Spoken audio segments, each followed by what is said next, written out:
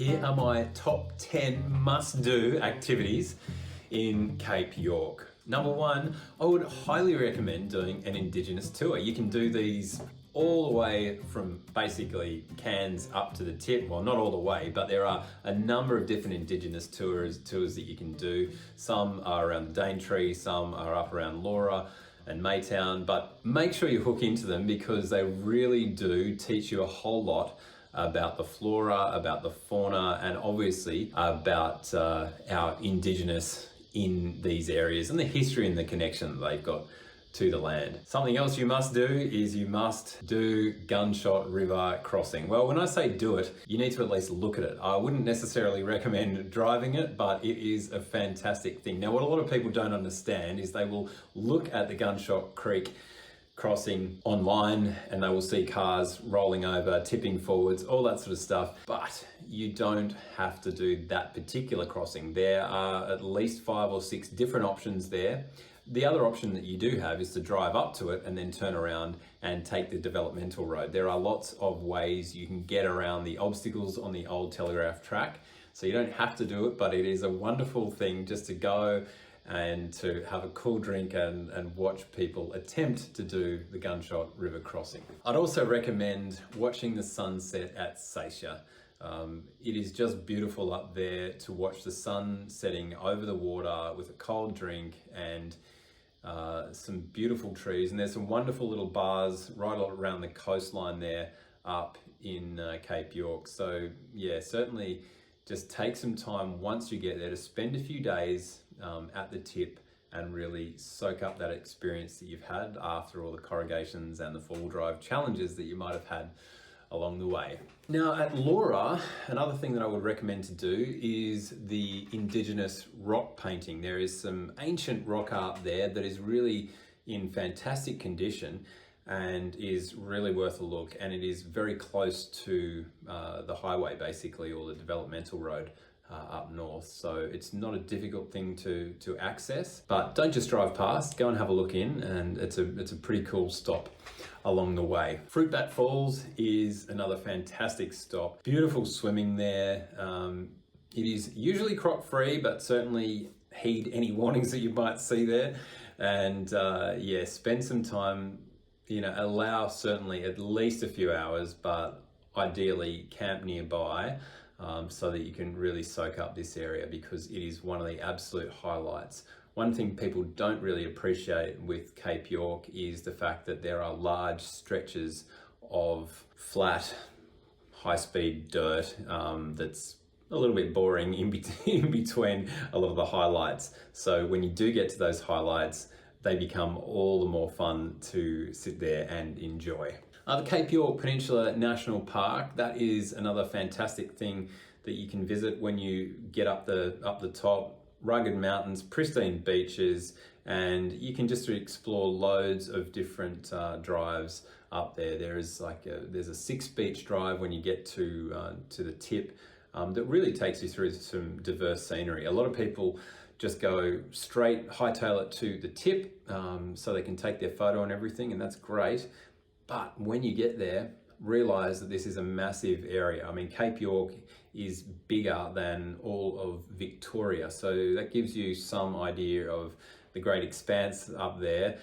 And when you get there, it's really wonderful if you can spend at least a few days exploring. Obviously, the tip itself, you definitely want to go there. I would recommend going there sort of early in the morning so you can get there when there's not too many crowds.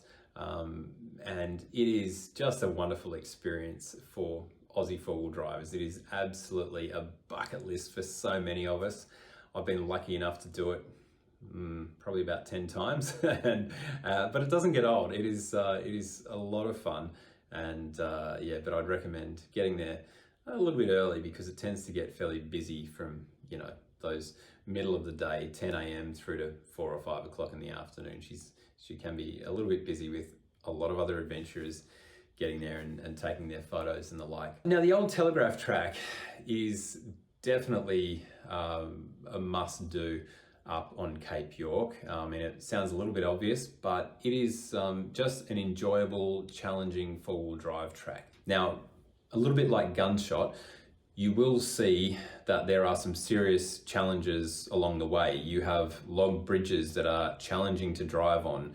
You have Palm Creek, which is another challenging obstacle to drive into and drive out of, not to mention Gunshot and a host of others. Just realize with all of those obstacles that basically you have the Telegraph Track that winds its way along, and parallel to it, and not far away usually, like might be as close as a couple of kilometers and as far as about 15 or 20 away, you can easily just backtrack and get out of there. And there's a lot of parallel little tracks that spur back onto the development road.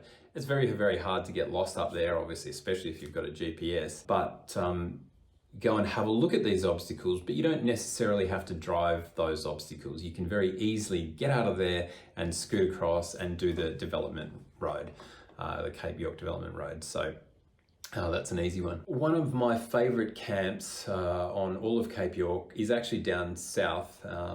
It's a little bit north of Cooktown, and it's called Elim Beach, spelled E-L-I-M. The reason I love this campsite is because it is protected from onshore winds by a big spur of land that comes around. So you've got a beautiful, calm beach. You are camping under palm trees and the like, and it is just a wonderful, wonderful campsite. A lot of the East Coast, like campsites like your Chile Beach, they get smashed with onshore winds, so they're actually not very comfortable, and they are a little bit jungle-like, your campsites. It is not the prettiest campsites along the East Coast. So Elim Beach is a real exception to that, and it is one that I would really, really recommend that you visit and spend at least a night.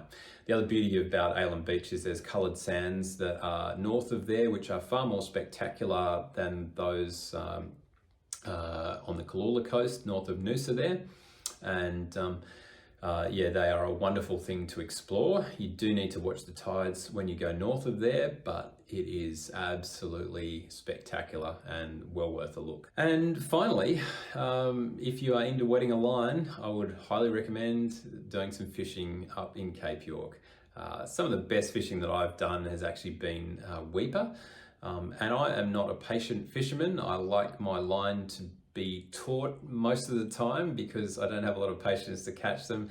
And look, I took a fishing charter with a fella called Dave Donald up there once. I don't know if he's still running a business up there, but that was one of my most enjoyable days fishing ever. That was out in a boat. You can obviously fish offshore. You can fish off the Seisha jetty. You can fish in all sorts of places around there. There is loads and loads of fish life, and it is just a really nice way to spice up your trip to Cape York. So there are my top 10 things to do if you are going to Cape York, and these tips are proudly brought to you by Club 4x4 Insurance.